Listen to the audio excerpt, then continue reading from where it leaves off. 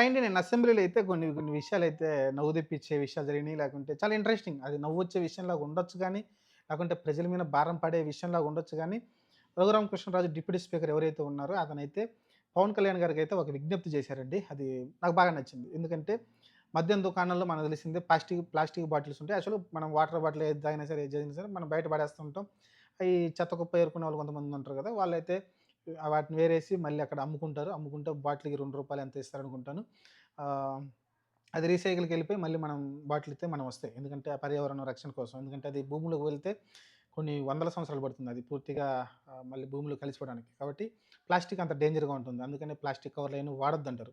నిన్నైతే ఏదైతే ఈ లిక్కర్ బాటిల్స్ కూడా మనం చూసుకుంటే చిన్న చిన్నవి పెద్ద పెద్దయన్ని సీసాల్లాగానే కనిపిస్తాయి గానీ మనకి చిన్న చిన్నవి ఏవో చీప్ లిక్కర్ కావచ్చు, లేకుంటే మిగతా కొన్ని కొన్ని బ్రాండ్‌లుంటాయి. ఆ బ్రాండ్‌లొచ్చేసి మనకు ప్లాస్టిక్ రూపంలో వస్తాయి. ఆ ప్లాస్టిక్ రూపంలో వస్తే అయన్నీ మనం ఎక్కడంటే అక్కడ పడేస్తున్నారు. మన మన చెప్పాలంటే తాగుబోతు రాయుళ్ళనుకోవచ్చు. ఎక్కడంటే అక్కడ పడేస్తున్నారు గదా! దాని గురించి రఘురామ కృష్ణరాజు అయితే విజ్ఞప్తి చేశారు పర్యావరణ పరిరక్షణ కోసం. ఆ శాఖ మన పనుకులైనది కాబట్టి. దానికోసం ఏం జేయాలంటే బాటిల్ పైన రూ. 10 ఎక్స్‌ట్రా పెట్టండి. ఏదైతే ఇప్పుడు రూ. 90 ఉంది గదా! చీప్ లిక్కర్ వాళ్ళు చెప్పిన ప్రకారం. రూ. 90 బాటిల్‌ని రూ. 100 బాటిల్ పెట్టామనుకోండి. మళ్ళీ మీరు రిటర్న్ తీసుకొచ్చి ఆ బాటిల్ మళ్ళీ అక్కడే మీరిచ్చారంటే ఆ షాప్ దగ్గరకి, మీకు ఆ రూ. 10 రిటర్న్ ఇస్తారంట. అంటే బాటిల్ మీద రూ. 10 కనీసం వాడు ఆ రూ. 10 కోసమైనా వచ్చి మళ్ళీ ఆ బాటిల్ రిటర్న్ ఇస్తాడు మీకు నెక్స్ట్ టైమ్ తాగేటప్పుడు.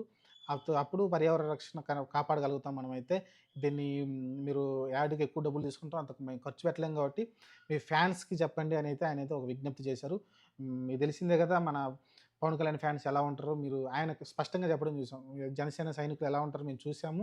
ఇంతకుముందు మన గవర్నమెంట్‌లో లేనప్పుడు పవన్ కళ్యాణ్ ఒక పిలుపునిస్తే గుంతల రోడ్లన్నీ మట్టితో నింపేసి ఆహ్, చేయడం చూసాం. అలాంటి శక్తివంతమైన ఫ్యాన్స్ మీ దగ్గర ఉన్నారు కాబట్టి మీ ఫ్యాన్స్ ఒక చెప్పండి ఇలా అని అయితే మాటలకొచ్చారు. మరి ఇదొక మంచి విషయమే. ఎందుకంటే ప్లాస్టిక్‌ని అరికట్టడానికి మన చాలా ప్రయత్నాలు జరుగుతున్నాయి. చాలా ఎన్‌జీఓలు కావచ్చు, లేకుంటే మిగతా చాలా సంస్థలు కావచ్చు, లేకుంటే గవర్నమెంట్ కావచ్చు, చాలా దాని గురించి అయితే గట్టిగా ప్రయత్నిస్తూ ఉంది.